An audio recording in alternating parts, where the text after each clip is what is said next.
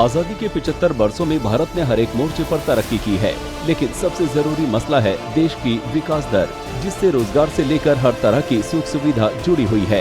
आइए देखते हैं पिछले 75 साल में भारत की अर्थव्यवस्था किस तरह से बढ़ी है। 75 साल में कितनी बड़ी भारत की अर्थव्यवस्था। भारत की जीडीपी का आकार इन 75 साल में किस तरह से बढ़ा है, ये आंकड़े भारत की तरक्की की कहानी को बता रहे हैं। 1947 में आजादी के वक्त भारत की जीडीपी महज 2.7 लाख करोड़ रुपए की थी और ये दुनिया की जीडीपी के 3% से भी कम थी। 75 साल में भारत की जीडीपी 55 गुना बढ़कर करीब 150 लाख करोड़ रुपए हो गई है और दुनिया भर की जीडीपी में इसका हिस्सा 2024 तक 10% से ज्यादा होने का अनुमान है। इन 75 वर्षों में भारत की जीडीपी में 3 मौकों को छोड़कर हमेशा ग्रोथ दर्ज की गई है।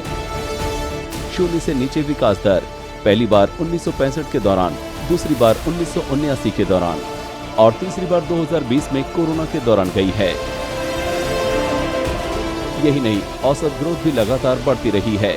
अगर 1960 से 2021 के जीडीपी ग्रोथ के आंकड़ों पर नजर डालें तो 1966 से पहले ग्रोथ का औसत 4% से कम था।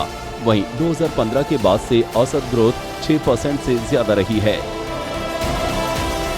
अर्थव्यवस्था के 75 सालों का सफर तो हमने देख लिया, लेकिन इस बीच इसकी चाल कैसी रही है, ये समझना भी बेहद दिलचस्प है। कैसी रही अर्थव्यवस्था की चाल।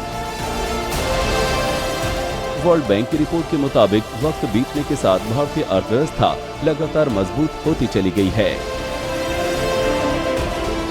अर्थव्यवस्था में उतार चढ़ाव के लंबे दौर के बाद 1992 से देश की इकोनॉमी में तेजी का ही रुख बना रहा है।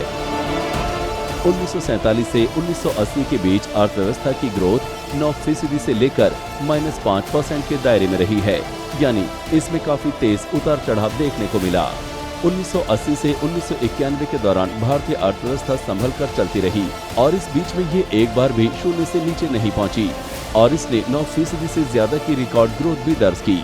1992 से 2019 तक विकास दर 4 से 8% के दायरे में ही बनी रही, यानी समय के साथ भारतीय अर्थव्यवस्था में स्थिरता के साथ मजबूती रही है।